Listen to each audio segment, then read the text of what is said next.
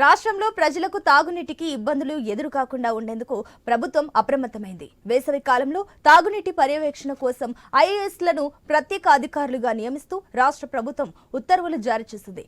33 జిల్లాలకు 10 మంది ఐఏఎస్లను ప్రత్యేక అధికారులుగా ప్రభుత్వం నియమించింది.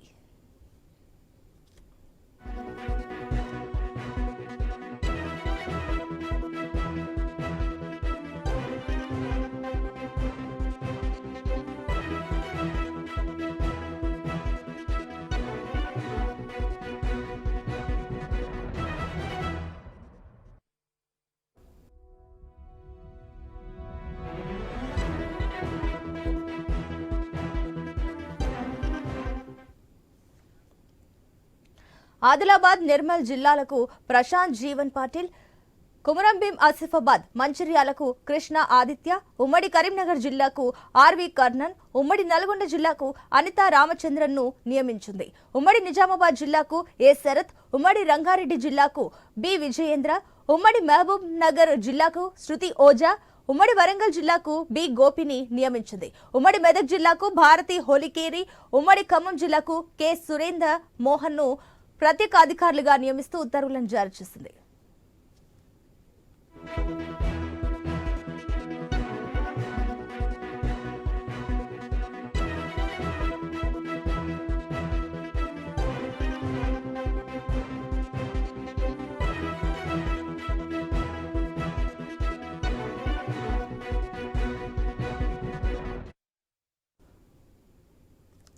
ప్రత్యేక అధికారులు తమకు కేటాయించిన జిల్లాల్లో వెంటనే పర్యటించాలని ఉత్తర్వుల్లో సీఎస్ శాంతికుమారి స్పష్టం చేశారు.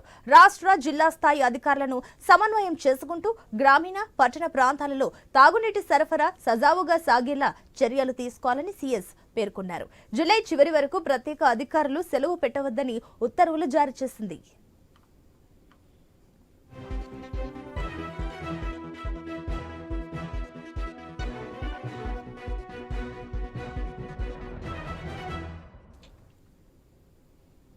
'రాష్ట్రంలో గత 6 నెలల్లో తీవ్ర వర్షాభావ పరిస్థితులతో పాటు ప్రస్తుత ఎండలు తీవ్రతతో జలాశయాలు, భూగర్భ జలాలు అడుగంటుతున్నాయి. ప్రధాన జలాశయాల్లో నీటి మట్టాలు తాగు అవసరాలకు మినహా సాగుకు నీటిని ఇవ్వలేని పరిస్థితికి చేరింది. భూగర్భ జలమట్టాలు సైతం గత 10 ఏళ్లలో ఎన్నడూ లేని స్థాయిలో పడిపోయాయి. దీంతో సాగునీటి కోసం రైతులు కొత్త బోర్లు వేస్తున్నా ప్రయోజనం కనిపించడం లేదు.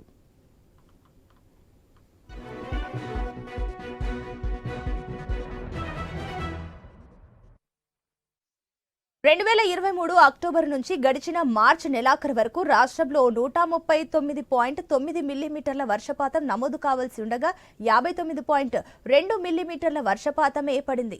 దీంతో ఈ 6 నెలల కాలంలో 57.6% లోటు ఏర్పడింది. ఇది వివిధ రకాల వనరులపై ప్రభావాన్ని చూపుతుంది. గతేడాది మార్చి నెలతో పోలిస్తే ఈ మార్చిలో భూగర్భ జలమట్టం 2.5 మీటర్లకు పడిపోయింది. ఈ ఏడాది మొత్తంగా చూస్తే వర్షాలు కురిసినట్లుగానే కనిపిస్తున్న 2023 జూన్ నుంచి సెప్టెంబర్ వరకు మాత్రమే భారీ వర్షాలు నమోదయ్యాయి.